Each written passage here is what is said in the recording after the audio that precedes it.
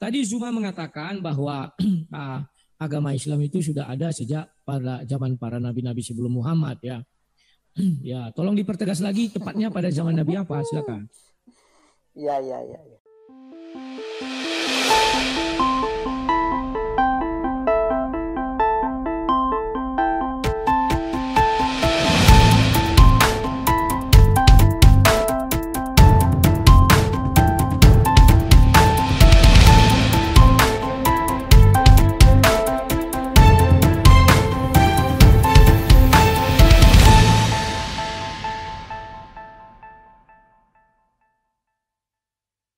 Haleluya, haleluya, shalom. Jumpa kembali dengan saya Om Agustan dalam channel kesayangan kita, ini Gereja YouTube. Ngomong, saya mengucapkan terima kasih kepada Bapak Ibu Saudara yang kekasih dalam Tuhan, yang sudah subscribe, yang sudah like, yang sudah share, yang sudah komen di channelnya Om Agustan. Tuhan memberkati kalian semua. Ya, saudaraku, tanpa kalian channel Gereja YouTube ini tidak bisa berkembang dengan baik. Banyak jiwa dimenangkan dan bertumbuh di channel Gereja YouTube ini, khususnya saya sendiri. Saya yang dulunya pengikut seberang, akhirnya menjadi pengikut Kristus. Saya yang dulunya penakut dan pemalu. Tapi di sini saya diajarin untuk berani tampil, untuk melayani Tuhan. Walau nggak kelihatan muka, tapi saya percaya saudara pasti akan diberkati dengan video-video yang sebentar lagi saya bagikan. Kok Syah jadi curhat ya? Oke, kali ini kita akan mendengarkan perdebatan yang seru dan sengit antara seorang Islam dan seorang Kristen. Dan dari pihak Kristen diwakili oleh seorang yang bernama Rudy Yohanes. Sepertinya ini seru, mari kita lihat videonya. Untuk sesi pertama, siapa yang bertanya duluan? Zuma. Karena biasanya aku masuk sini, aku yang pertama. Silakan. Baik, apa Gurunda tidak keberatan bertanya duluan? Silakan. Karena tadi saya memulai, biar beliau yang bertanya duluan. Oke, baik. Akhirnya apa boleh buat? Silakan Rudy Yohanes untuk bertanya duluan. Kita selama 30 menit dan langsung dijawab. Berarti nanti aku penutupan yang terakhir ya. Kan dia duluan. Dia duluan baru aku. Harusnya dia duluan baru aku. Kan gitu urutannya. Gimana? Semuanya aman terkendali. Ya, Oke. Mas, ini sesi tanya jawab. Ya. Silakan. Terima kasih. Timer ya, oke. Tadi Zuma mengatakan bahwa agama Islam itu sudah ada sejak pada zaman para nabi-nabi sebelum Muhammad ya. Ya, tolong dipertegas lagi tepatnya pada zaman Nabi apa? Silakan. Iya. Iya. Baik. Jadi Islam itu adalah agama yang kemudian menerima aturan Tuhan, kemudian menyembah hanya kepada satu Tuhan. Itu Islam. Nah, ketika Anda mengatakan itu sejak dari mana dikatakan Islam itu ada? Kalau kita melihat dari perspektif apa yang dikatakan Islam, yang kemudian hukum-hukumnya ketika kita taati maka kita menjadi Muslim, maka Muslim ini, ya pengajaran untuk perintah untuk taat kepada perintah Tuhan ini itu sudah ada sejak Adam. Karena perintah Allah kepada Adam untuk taat. Untuk Seru taat kepada perintah ya. Tuhan. Seru ya. Ketaatan kepada perintah Tuhan mendudukkan manusia itu duduk sebagai Muslim. Orang yang berserah diri kepada aturan Tuhan yang diberikan kepada dirinya. Ya. Jadi diterangkan di dalam Islam, agama Islam dalam Al-Quran bahwa Adam itu kemudian diperintahkan oleh Allah dengan beberapa perintah kepadanya. Di antaranya adalah mentaati apa yang kemudian datang agar dia tidak mendekati pohon buah ilmu, buah khuldi. Itu perintahnya. Makanya ketika dia diajarkan oleh Allah untuk kemudian memberikan penamaan kepada makhluk selain dirinya, dia lakukan itu, dia ikuti itu. Dia katakan, sebutkan apa daripada nama dari benda ini. Lalu kemudian Adam alaihissalam mengikuti perintah itu. Dia tidak membantah. Oleh karena itulah dia sudah mempraktikkan menjadi seorang Islam yang kemudian mengamalkan apa yang diperintahkan oleh Allah kepadanya. Ketika didatangkan kepadanya perintah untuk taat, menyembah hanya kepada Allah, dia menyembah hanya kepada Allah, lalu kemudian dia tidak pernah menduakan apapun selain daripada Allah. Ini yang perlu saya katakan bahwa Adam alaihissalam itu sudah mempraktekkan ajaran sebagai seorang Muslim karena dia kemudian berserah diri kepada perintah Tuhan. Siap. Oke, gitu aja. Ya.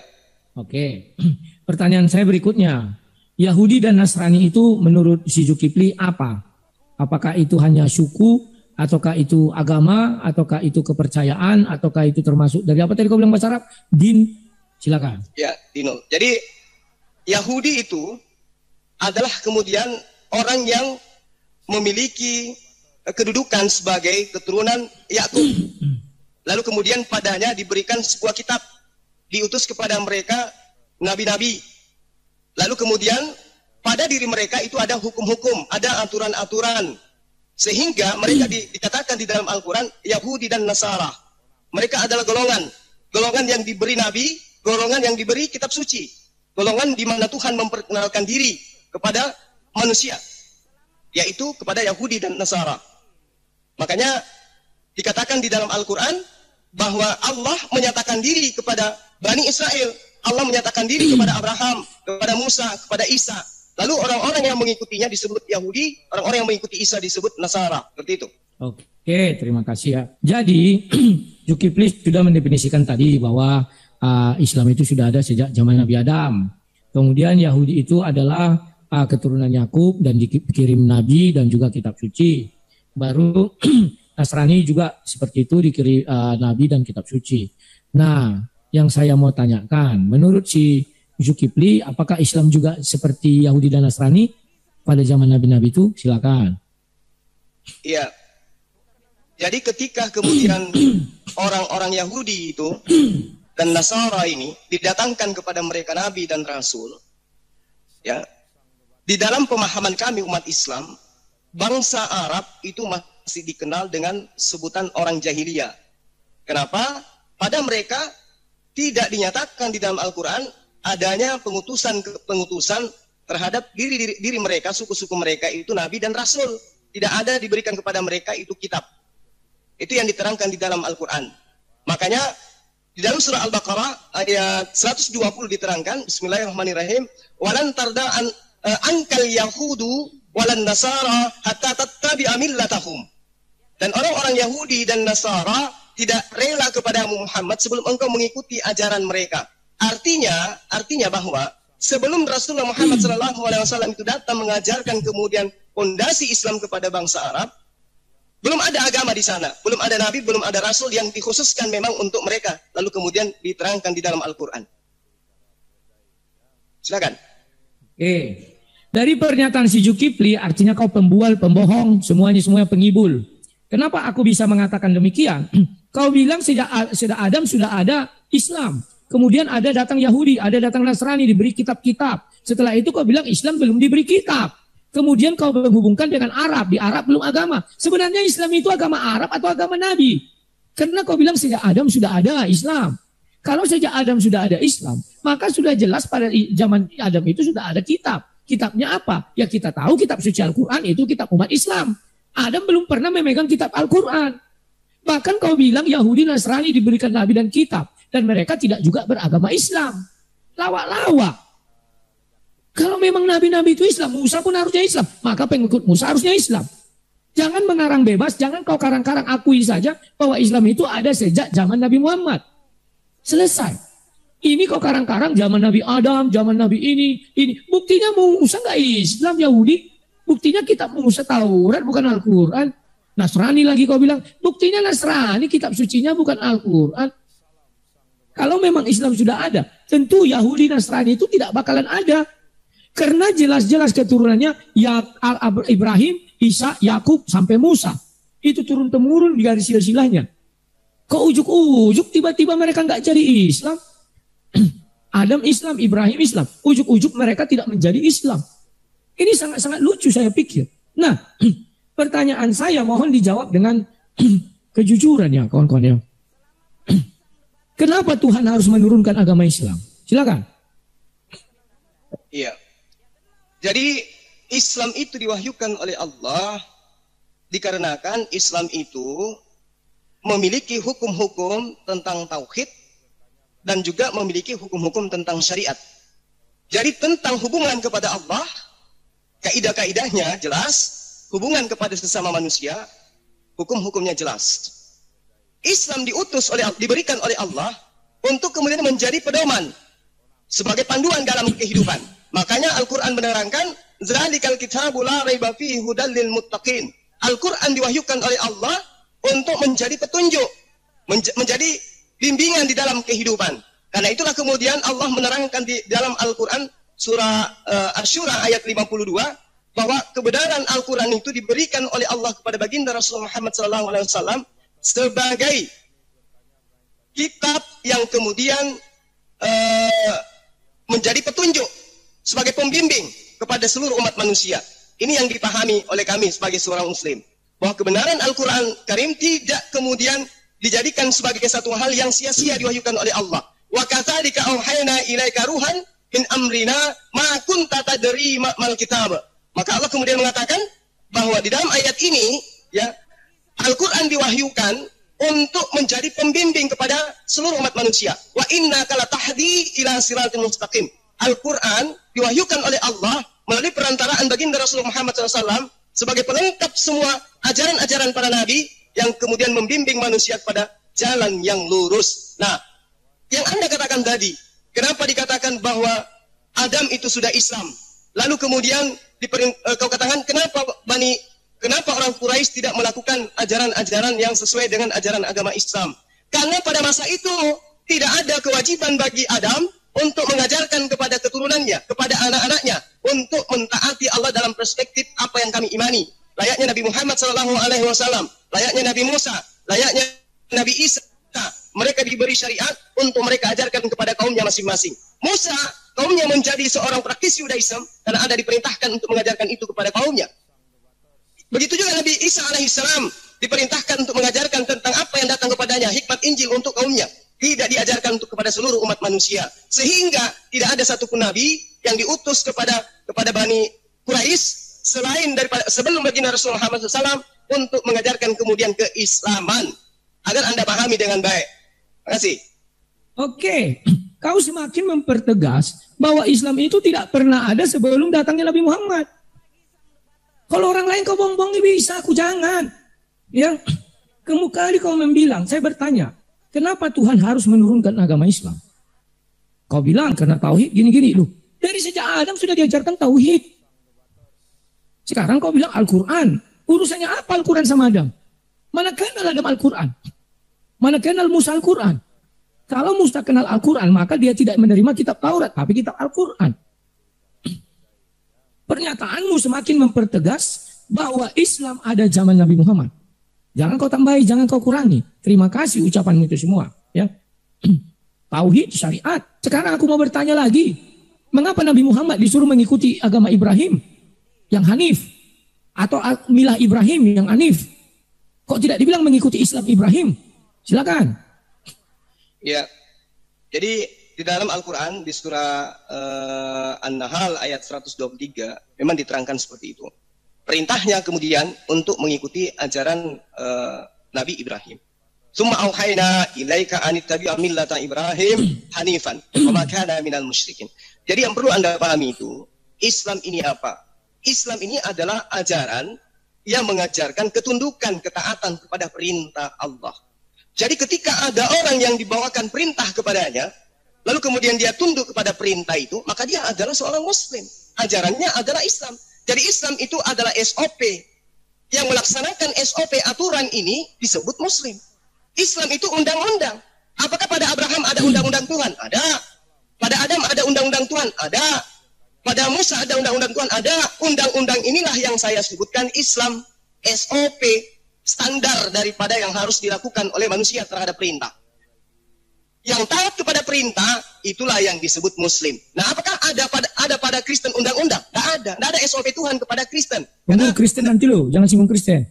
Ya, karena pada mereka, begitu juga agama lain selain daripada Islam, itu tidak ada undang-undang yang didatangkan dari Allah. Karena agama mereka adalah agama ardi, agama bumi, agama yang dibuat-buat. Nah, kenapa Allah memerintahkan pada baginda Rasulullah Muhammad SAW, "Tsumma auhayna ilaika an ittabi'a millata Ibrahim hanifan wa ma kana minal musyrikin." Kemudian kami wahyukan kepada Muhammad, ikutilah ajaran Abraham yang lurus dan dia bukanlah termasuk orang yang musyrik. Apa ajaran Abraham? Menyembah kepada pencipta langit dan bumi dan tidak menduakan dengan malaikat yang datang kepadanya, membawa kemudian mimpi kepadanya. Itu dia tidak duakan. Oh, ini kayaknya Tuhan ini, karena dia datang dari langit dan seterusnya. Tidak sama sekali. Abraham tidak pernah menduakan Tuhannya yang telah mengutus dia sebagai bapak para nabi. Nah, sehingga ketika baginda Rasul Muhammad SAW diperintahkan untuk ikut kepada ajaran Abraham, artinya ajaran yang dianut oleh Nabi Muhammad SAW itu bukan ajaran yang baru datang ketika dia ada sebagai nabi bagi seluruh umat manusia, sebagai khatam nabiyyin. Tetapi ajarannya adalah melanjutkan tongkat estafet pengajaran yang diajarkan oleh para nabi-nabi. Makanya Allah mengatakan, wahai Muhammad, aku tidak mengutus rasul sebelum engkau, selain aku ajarkan kepada mereka, sembahlah Allah Tuhanku dan Tuhanmu, itulah jalan yang lurus itu. Makanya kalau saya mengatakan bahwa Abraham, dalam hal ini Nabi Ibrahim, mengajarkan ajaran Islam, ya, karena Islam itu artinya adalah ketundukan, keselamatan, damai. Kenapa orang bisa memperoleh kedamaian? Karena orang tersebut mendudukkan dirinya pada pondasi-pondasi aturan-aturan main Tuhan. Nah, yang taat ini disebut Muslim. Bukan kufur dia, bukan orang ingkar, tapi mereka Muslim. Abraham Muslim, Musa Muslim, Isa Muslim, semua yang taat kepada perintah Tuhan yang datang pada mereka disebut Muslim, bukan kafir. Demikian. Oke, lagi-lagi kau makin membuktikan bahwa Islam itu nggak ada sebelum Nabi Muhammad datang. Kamu bilang Islam artinya undang-undang. Ibrahim tidak punya undang-undang. Yang punya undang-undang itu Taurat, Musa. Itulah undang-undang pertama yang ada. Dan kau mengatakan bahwa kalian harus ikut agama Ibrahim, milah Ibrahim. Memang Musa nggak ikut milah Ibrahim? Atau Musa punya ajaran sendiri? Kenapa kalian tidak ikut ajaran Musa? Dan anehnya Musa kok diturunkan kepada dia. Jadi ada kitab Taurat dan pengikutnya dinamakan Yahudi. Dan Nabi Isa diturunkan Injil dan pengikutnya dinamakan Nasrani. Lawa. Apakah Tuhan salah turunkan? Kok kan Tuhan juga yang menurunkan kitab itu semua? Kamu baca surah 22 ayatnya yang 22 ayat 40. Allah SWT mengenal keempat agama itu. Allah SWT tidak menurunkan Islam saja. Yahudi, Nasrani, Kristen. Dan satu lagi yang namanya Islam. Kalau melihat surah itu. Dan tafsir Ibnu Katsir juga mengatakan Allah mengenal empat rumah ibadah itu. Dan dari empat rumah ibadah itu disebutlah nama Allah. Tidak ada dikatakan situ. Allah yang tauhid ini nggak penting, dari situ disebut nama Allah. Dan dibilang itu agama Allah. Jadi jangan kau ngarang-ngarang.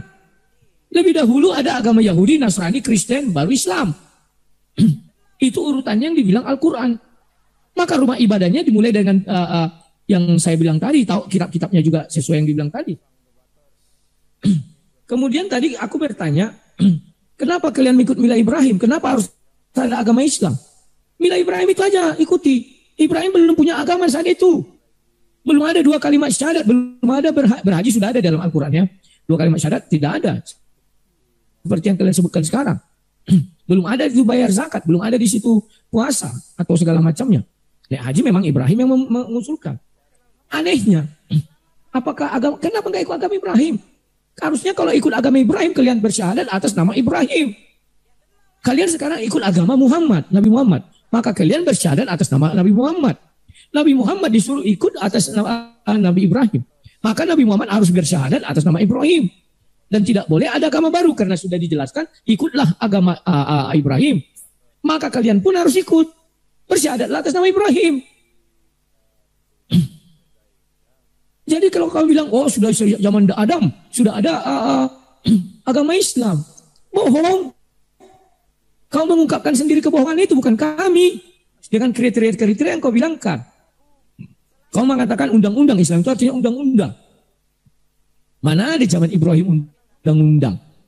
Semua Nabi mengajarkan tauhid. Untuk apa lagi ada Islam? Nabi mana yang tidak mengajarkan tauhid? Seolah-olah Islam ini ajaran baru. Tidak ada ajaran baru di situ, hanya ketahuitan. Ya, sekarang saya bertanya lagi yang 9. Wah, ini pertanyaannya unik-unik. 5 rukun Islam itu dari mana sumbernya? Apakah difirmankan Allah? Silakan dijawab. Ya, jadi rukun Islam itu jelas, ya, adalah perintah.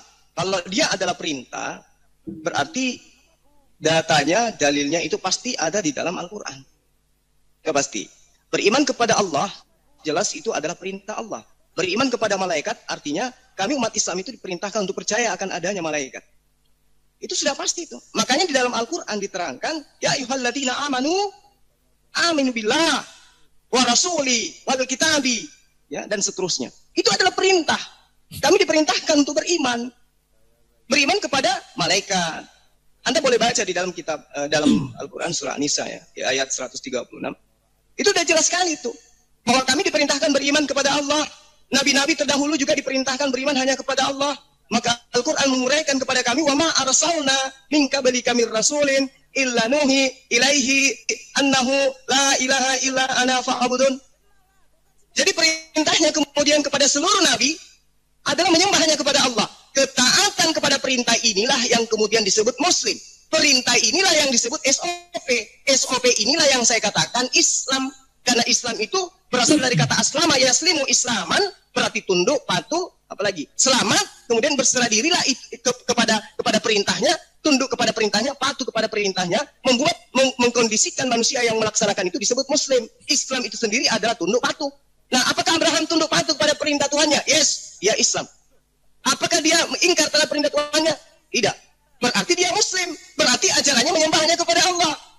Itu yang perlu Anda pahami. Jadi rukun Islam itu jelas ada di dalam kitab suci kami, ada di dalam Al-Quranul Karim. Tidak mengada-ngada. Kami tidak beriman kepada sesuatu kalau tidak ada perintah di dalam Al-Quran. Ya, ada anjuran dalam Al-Quran, barulah kami imani. Kalau tidak ada anjuran dalam kitab suci kami tidak lakukan. Itulah yang disebut Muslim. Dan Muslim itu fondasinya adalah Islam. Islam itu adalah kaidah-kaidah hukum-hukumnya. Melaksanakan kaidah hukum itulah disebut Muslim.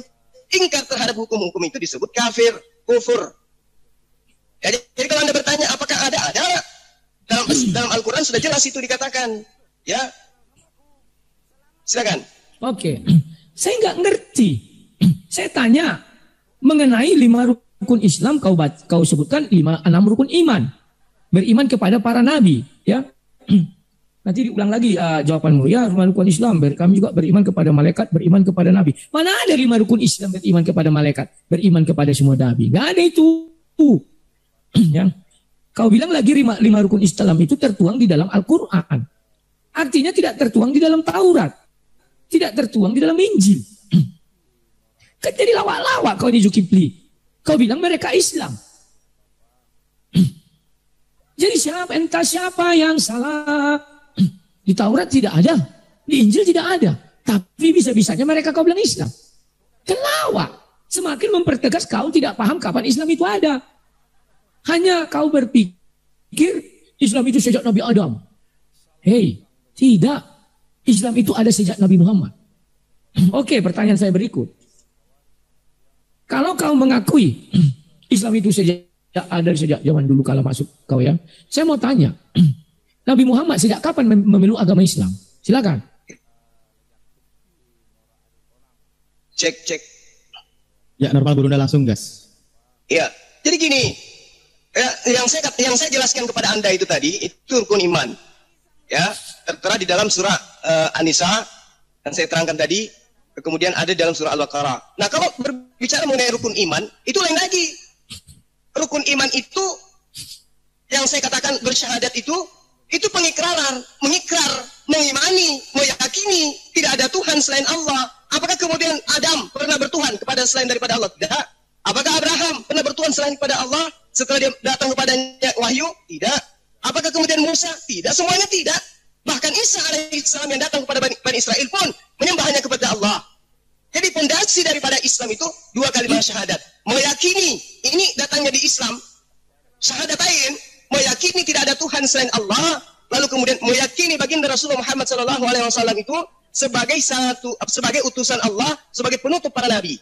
Maka Muhammadan aba ahadim min rijalikum walakin Rasulullah taman nabiyyin wa kana Allahu bikulli syai'in alima. Nah, kemudian ketika berbicara mengatakan di mana nabi-nabi itu kemudian bersyahadat. Bersyahadat ini artinya mereka mengimani bahwa Rasulullah Muhammad SAW itu adalah utusan Allah, adalah Rasulullah. Anda boleh baca di Ali Imran ayat 81. Ya. Ada yang bisa memunculkan? Nah, di Ali Imran ayat 81 itu jelas dikatakan bahwa para nabi diambil kesaksiannya oleh Allah untuk kemudian bersaksi bahwa akan datang seorang rasul yang mana rasul ini sebagai penutup para nabi. Ini yang diterangkan. Siapa Rasul itu? Ialah baginda Rasulullah Muhammad SAW. Berarti seluruh Nabi yang diutus oleh Allah, semuanya itu meyakini Allah satu-satunya Tuhan dan meyakini baginda Rasulullah Muhammad SAW itu adalah sosok Rasul yang akan datang setelah mereka. Halu akarna qala fashhadu wa ana ma'akum minasyahidin. Kami bersaksi, kami para nabi bersaksi bahwa dia adalah Rasul yang akan kau utus setelah kami. Dan kata Allah, aku juga bersaksi bersama dengan kamu. Allah pun bersaksi bahwa baginda Rasulullah Muhammad SAW itu adalah Nabi. Jadi kalau Anda bertanya, apakah para Nabi itu bersyahadat? Yes. Mereka melakukan pengingkaran bahwa akan ada datang seorang Rasul yang kemudian menjadi khataman nabiyyin. Kemudian perintah salat itu terlalu banyak dalilnya di dalam Al-Quran. Perintah puasa juga terlalu banyak. Perintah zakat juga ada dalam Al-Quran. Sesungguhnya zakat-zakat itu hanyalah untuk orang-orang fakir, orang-orang miskin, pengurus-pengurus zakat, dan seterusnya. Maka perintahnya kemudian untuk melaksanakan, karena itu adalah merupakan ketetapan dan yang diwajibkan oleh Allah. Ya. Tolong dijawab, kapan Nabi Muhammad menjadi Islam? Karena waktumu tinggal dikit lagi. Rasulullah Muhammad SAW, sorry, saya tidak mendengarkan tadi pertanyaan itu pertanyaanku. Ya. Jadi Rasulullah Muhammad SAW itu mengajarkan ajaran agama Islam setelah datang wahyu kepadanya dan perintah kemudian untuk mengajarkan kepada kaumnya, kepada seluruh umat manusia.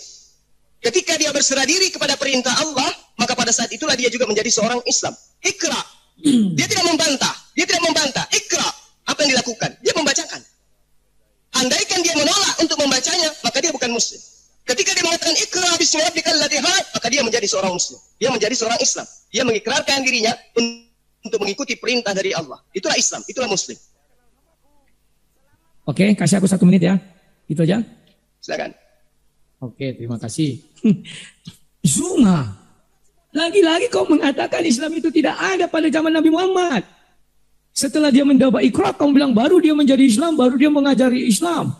Berarti sebelum itu apa agama Nabi Muhammad? Penyembah berhala kah? Makanya karena kata-kata saya terlalu banyak kokotbat, pertanyaan saya tadi hampir lewat. Sejak kapan Nabi Muhammad memeluk agama Islam? Itu pertanyaan saya. Ya, kau sudah menjawab. Terima kasih cuma. Terus, sebentar. Membenarkan. Nah, kau ambil tadi surah Ali Imran 81. Membenarkan. Musa juga datang. Musa yang pertama kali menurunkan ayat. Diturunkan kitab suci. Baru Zabur. Dikatakan membenarkan Taurat, Injil dikatakan membenarkan. Mungkin langsung Gurunda, waktu ya, mau habis. Silakan, mau habis. Iya. Jadi gini, Islam itu adalah pondasi. Sekarang tadi kan udah aku jelaskan, Islam itu adalah pondasi. Ketika pondasi itu datang kepada mereka, maka ketika mereka menjalankan pondasi ini, mereka menjadi seorang Muslim. Jadi Islam itu sudah ada dari sejak dulu.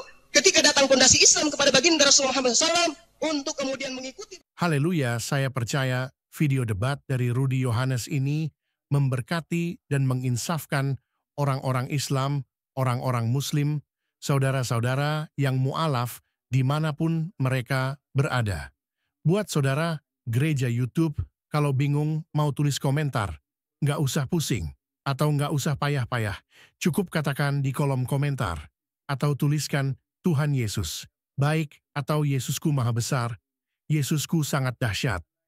Hanya dengan menuliskan itu di kolom komentar, saudara sudah ambil bagian di pelayanan gereja YouTube. Selain itu, agar kami terus semangat lagi buat konten rohani, tolong balas di komen dengan katakan Tuhan Yesus baik atau Tuhan Yesus Maha Besar.